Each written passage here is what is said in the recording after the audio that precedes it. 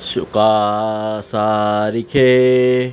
पूर्ण वैराग्य जाचे, वसिष्ठा परिज्ञान योगेश्वराचे, कवी वाल्मिका सारिखा मान्य ऐसा, नमस्कार माझा श्री सद्गुरु रामदासा. जय जय रघुवीर समर्थ. जय जय रघुवीर समर्थ. श्रीमद दासबोध दशक 16वा. तत्वान्वयाचा. समास पहिला. वाल्मिक स्तवन निरूपण नाम. श्रीराम समर्थ. जय सद्गुरु. समर्थांनी दशक 16वा तत्वान्वयाचा, तत्वाची सगळी निरूपण दिलेले आहेत. त्यामधला समास पहिला वाल्मिकी स्तवन. वाड्याचा वाल्मिकी झाला, त्याचं स्तवन सांगितलेलं आहे. त्यांचं पूर्ण जीवन सांगितलेलं आहे आणि त्याच्यावर वाल्याचा वाल्मिकी झाला, त्याच्यावरती त्या जीवनावरती त्यांचं निरूपण दिलेलं आहे आणि ते आपल्याला आता श्रवण करायचं आहे. समोर सांगतात, धन्य धन्य तो वाल्मिक, ऋषी माझी पुण्यश्लोक, जयाचे न हा त्रिलोक पावन झाला. म्हणजे समोर सांगतात, धन्य धन्य तो वाल्मिक, म्हणजे जो वाल्मिक ऋषी आहे तो अत्यंत धन्य आहे, कारण त्यांच्या पुण्यामुळे सर्व जग पावन झालेलं आहे आणि या त्यांच्या रामायणसारख्या ग्रंथामुळे लोकांचा उद्धार झालेला आहे. वाल्मिकी खरोखरच धन्य आहेत. त्यांच्या ते भविष्य आणि पुढची घटना सर्व जाणत होते. त्यांनी रामायणाच्या अगोदरच, रामायण घडायच्या अगोदरच त्यांनी पूर्ण रामायण हे लिहिलं होतं आणि त्यानुसार तशा घटना घडत गेल्यात. म्हणजे बघा, आपण जर एखाद्या ज्योतिषाकडे गेलो आणि त्याला आपण सांगितलं की माझं ज्योतिष बघा, तो सांगतो हां तुमचं यावर्षी लग्नाचा योग आहे, तुमच्या बिझनेसमध्ये तरक्की होईल, या गोष्टी या तारखेला मिळतील, तर आपल्याला मन भरून येतं, आपल्याला त्याच्याबद्दल आदर वाटतो, आपल्याला तो ज्योतिष महान वाटतो. तर समर्थ सांगतात, तर हा मग वाल्मिकी ऋषी जे आहेत त्यांनी रामायण घडायच्या अगोदर हे पूर्ण रामायण लिहिलं आहे. म्हणजे ते किती महान असतील, त्याची ख्याती किती महान असेल. त्यांचे एक आणि एक शब्द खरं ठरलेलं आहे. विधीचं विधान जसं बोलतो तसं त्यांनी लिहून ठेवलेलं आहे आणि त्यानुसार ते तसं होत गेलेलं आहे. म्हणजे ते किती धन्य असतील. भविष्याने शतकोटी, हे तो नाही देखिले दृष्टी, धान दौलिता सकळ सृष्टी श्रुत नव्हे. म्हणजे गणले तेलेली कलंकित शेवटी धन्य आहे. भविष्यकाळी घडणारे आणि ते सुद्धा शतकोटी संख्यायुक्त रामायण ज्यांनी आधीच लिहिलंय त्यांच्याबद्दल काय म्हणावं. सर्व सृष्टी जरी आपण धुंडाळली पाहिली तरी ही कुठे गोष्ट ऐकण्यात किंवा पाहण्यात येत नाही. ते समर्थ सांगतात, ज्याने आपले जीवन बदलून तपश्चर्येद्वारे पावन केले तो वाल्मिक अत्यंत महान आहे. त्यांचं चरित्र आणि अंतिम अवस्था अत्यंत पुण्यकारक आहे. म्हणजे भविष्य सांगण्याची जी क्षमता कोणाजवळ असू शकते, पण अनेकांनी ती प्रत्यक्ष पाहिलेली असत नाही. म्हणून अनेक ढोंगी लोक भविष्य जाणतात असं भासवतात, पण ते खरं नाही आहे. आपल्याला कोणावर विश्वास ठेवायचा आहे, कोणावर आपल्याला समजलं पाहिजे. आपण जे बाहेर भविष्य बघतोय ते ढोंगी असतात, पाखंडी असतात. समोर सांगतात, तो वाल्याचा वाल्मिकीच ऋषी पाहिजे, त्याच्याकडूनच भविष्य जाणलं आलं पाहिजे. त्याचा एक आणि एक शब्द खरा ठरलेला आहे. भविष्य एक वचन, कदाचित झाले प्रमाण, तरी आश्चर्य मानती जन भूमंडळीचे. या जगात भविष्यात म्हणजे या समोर सांगतात भविष्य एक वचन कदाचित झाले प्रमाण, म्हणजे भविष्यात घडणाऱ्या घटनांच्या गोष्टी संबंधी एक जर वचन जर खरं ठरलं तर लोकांना आश्चर्य वाटतं, त्याच्याविषयी आदर निर्माण होतो, महान म्हणून ठरवलं जातं. म्हणून समोर सांगतात नसता रघुनाथ अवतार, नाही पाहिला शास्त्राधार, रामकथेचा विस्तार विस्तारला जेने. म्हणजे समोर सांगतात ज्यावेळी रघुनाथाचा म्हणजे रामाचा जन्मसुद्धा झालेला नव्हता, अवतार आलेला नव्हता, त्यावेळी कुठला शास्त्राधार पाहिलासुद्धा नव्हता, तेव्हा वाल्मिकीनी रामकथेचा अफाट विस्तार केला, रामायण लिहिलं, पूर्ण साऱ्या गोष्टी लिहिल्या, राम जन्म लिहिला, सीता स्वयंवर झालं, हळूहळू पुढे अयोध्या वनवास आलं, वनवासाच्या पुढे राम हनुमान मिळून झालं, नंतर वानर सेव करून सीतेचं अपहरण झालं, रावणाने अपहरण केलं, नंतर राम आणि सुग्रीव यांची वानरसेना एकत्र आली, एकत्र आल्यानंतर त्यांनी सेतू बांधला, सेतू बांधल्यानंतर लंकावर त्यांनी हल्ला केला, नंतर रावणवध झाला, सगळ्या सैन्यांना मारून टाकलं, आणि परत राम अयोध्येला आले, राजा म्हणून संबोधलं. एवढं सर्व घडायच्या अगोदर, राम जन्माच्या अगोदरच वाल्मिकी ऋषींनी लिहून ठेवलं होतं. म्हणजे किती महान असतील आपण विचारसुद्धा करू शकत नाही, तेवढं त्यांनी अगोदर लिहिलं होतं, आणि एक शब्द खरं ठरत गेला. ऐसा जयाचा वाग्विळास, ऐकोनी संतोषला महेश, मग विभागले त्रैलोक्यास, शतकोटी रामायण. म्हणजे असा जयाचा वाग्विळास, म्हणजे समोर सांगतात असा जयांचा वाग्विळास. म्हणून महेश अत्यंत प्रसन्न झाले. जेव्हा वाल्मिकी ऋषींनी रामायण लिहिले तेव्हा तो पहिला ग्रंथ त्यांनी महेशांना दाखवला. महेश म्हणजे कोण? श्री भगवान शिव शंकर यांना दाखवला. ते त्यांनी वाचून बघून अत्यंत खुश झाले, प्रसन्न झाले, आणि मग ते शतकोटी रामायण त्रैलोक्यासाठी 3 विभागात विभागले. म्हणून त्याला त्याचं नाव पडलं त्रेतायुग म्हणून. 3 लोक होती, ते 3 लोकात भाग पडला म्हणजे त्रेतायुग.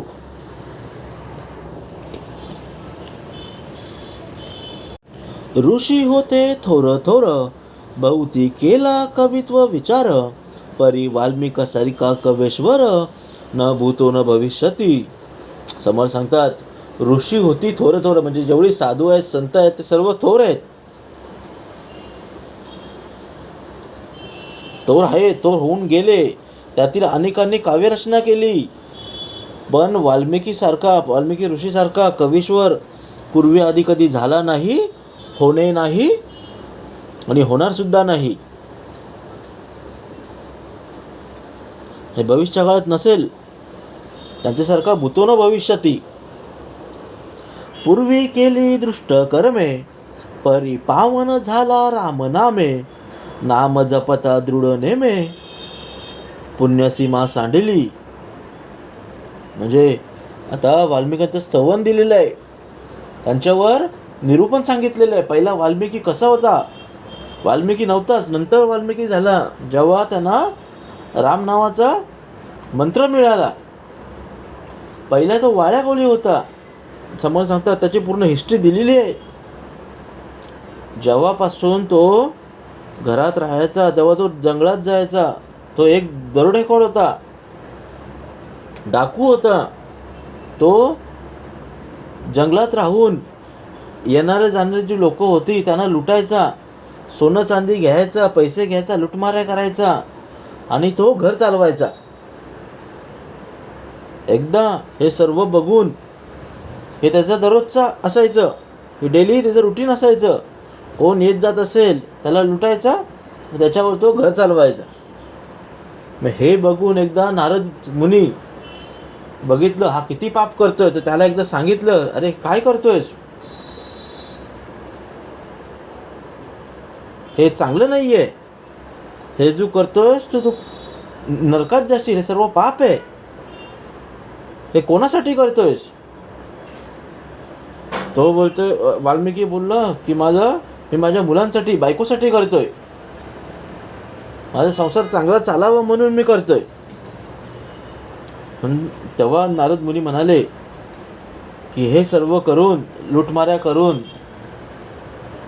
हे सर्व तुझे पाप, हे सर्व पाप जमा होतोय.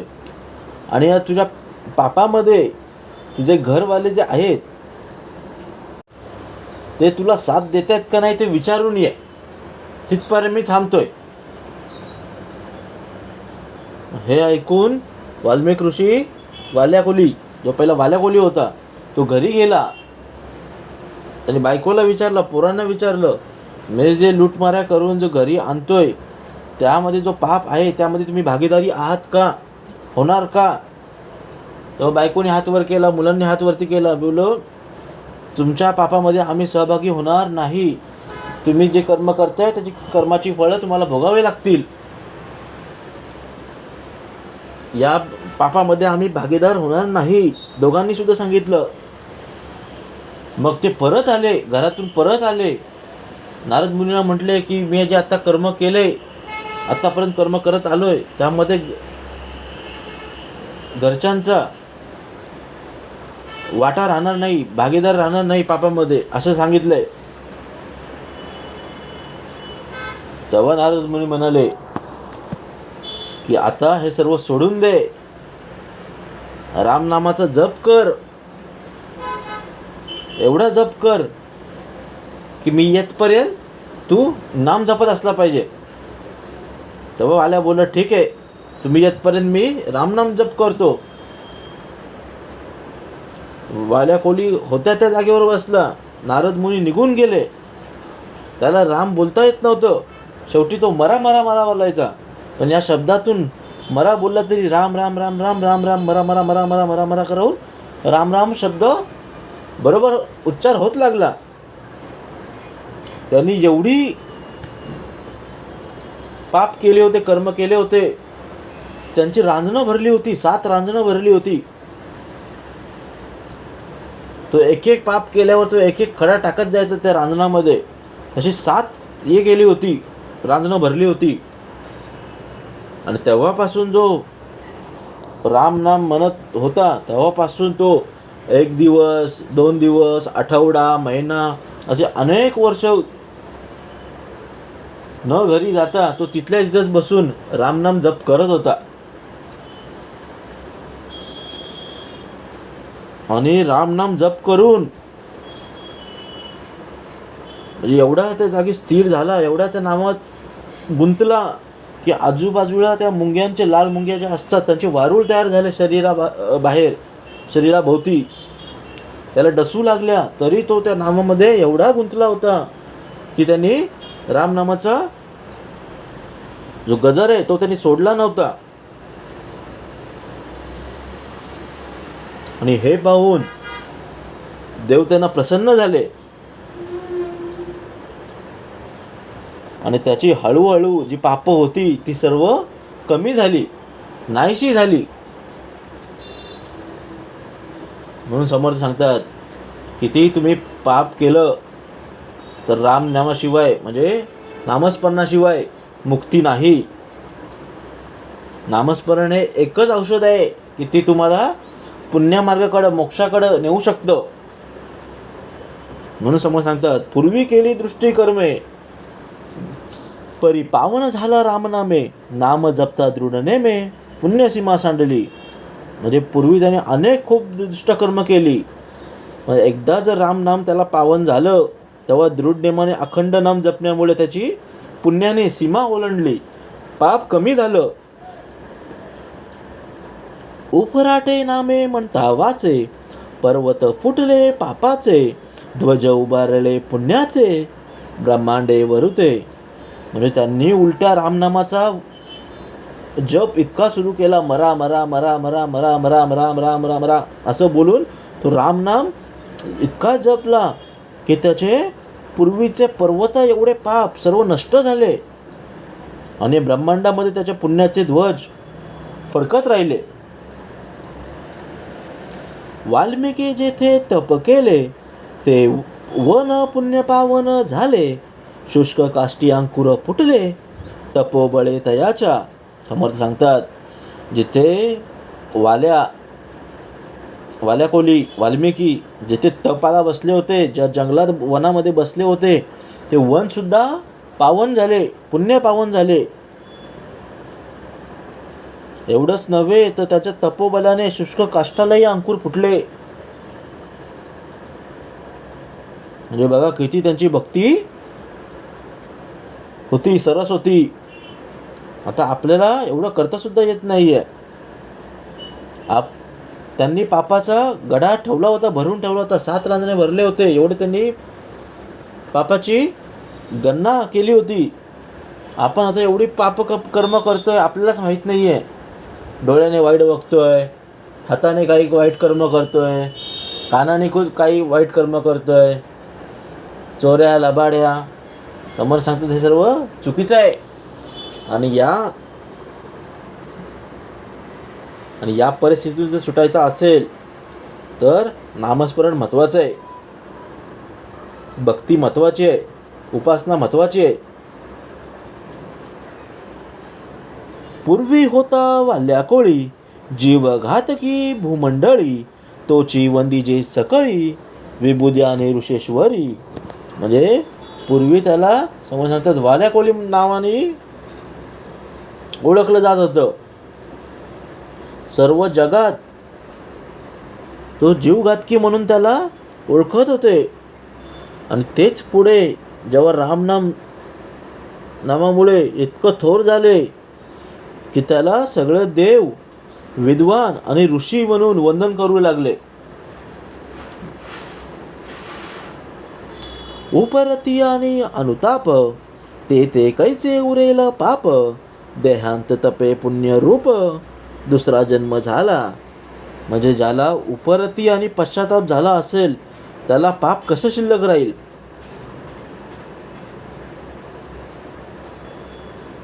म्हणून वाल्मिकांनी देहात असणारा जो देही आहे, अंतरात्मा आहे, मी पण आहे, त्याचा नाश होईपर्यंत त्यांनी जो तप केला होता, आणि तप केल्यामुळे ते जणू पुण्यरूपाने त्यांचा दुसरा जन्म झाला, वाल्याचा वाल्मिकी झाला. देव ऋषींनी त्यांना नाव ठेवलं वाल्मिक ऋषी म्हणून.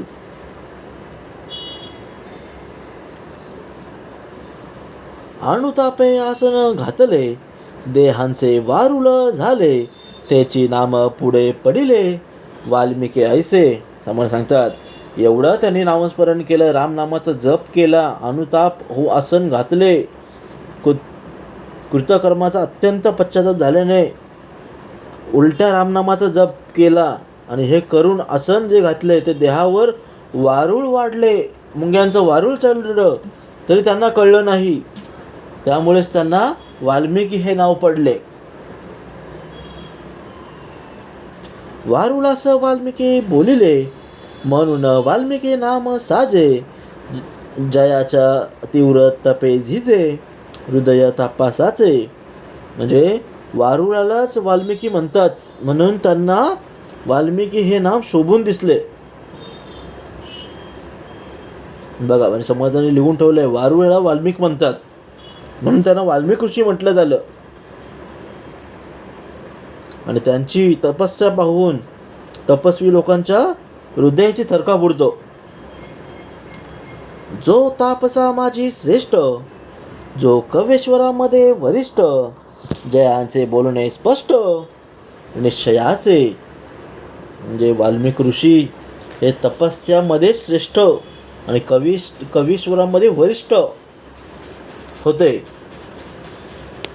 आणि त्यांचे बोलणे इतके स्वभावाचे होते आणि ते निश्चयात्मक आणि स्पष्ट होते.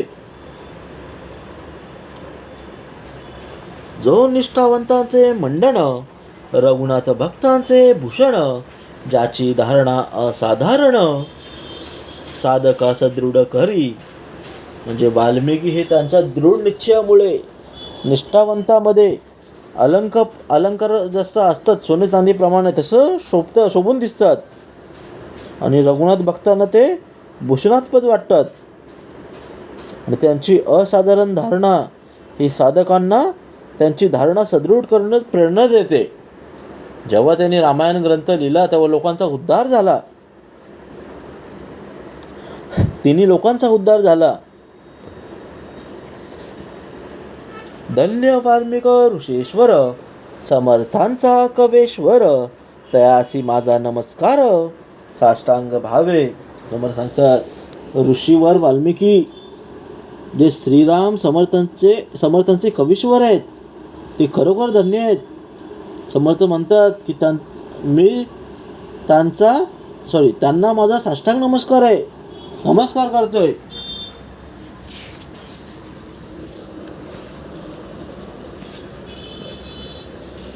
रघुनाथ कीर्ती प्रगट केली, तेने दयाची महिमा वाढली, भक्त मंडळी सुखी झाली, श्रवण मात्रे. म्हणजे एवढी भक्ती केली, एवढा रामनाम जप केला की रघुनाथ कीर्ती प्रगट झाली. हे रघुनाथ कीर्ती रामायण रूपे प्रगट झाल्याने वाल्मिकींचा महिमा वाढला, आणि त्या रामायणाच्या केवळ श्रवणाने सर्व भक्त मंडळी जी होती ती सर्व सुखी झाली. कारण त्या एका श्रवणामुळे, एका नामामुळे. आपुला काळ सार्थक केला, रघुनाथ कीर्तीमध्ये बुडाला, भूमंडळी उद्धारीला, बहुत लोक. म्हणजे आपला काळ सार्थक केला म्हणजे रघुनाथ कीर्तीमध्ये, या रामायणामध्ये भक्तिरसात डुंबून राहून वाल्मिकींनी आपल्या जीवनातील काळ सार्थक केला. तो सार्थकी लावलाच त्यांनी, पण या पृथ्वी तलावरील अनेक लोकांचाही जीवन उद्धार केला आणि पुढे होतच राहील. जिथपर्यंत सूर्यचंद्र आहे तिथपर्यंत रामायण हा ग्रंथ, त्याचा प्रचार होतच राहील. रघुनाथ भक्त थोर थोर, महिमा जयांचा अपार, त्या समस्तांचा किंकर, रामदास म्हणे. समर्थ सांगतात जे रघुनाथ थोर रघुनाथ भक्त होऊन गेले त्यांचा महिमा अपार आहे, आणि अशा अपार महिमा असलेल्या समस्त रघुनाथांचा मी किंकर आहे असं समर्थ सांगतात. रघुनाथ भक्त थोर थोर, महिमा तयांचा अपार, त्या समस्तामध्ये किंकर, रामदास म्हणे. समर्थ सांगतात त्यांनी रामायण रचून जगाला अमूल्य वारसा दिलेला आहे. त्यांचं परिवर्तन, तपश्चर्या, भविष्य सांगण्याची खरीखोटी प्रकरणे हे अविश्वसनीय आहे.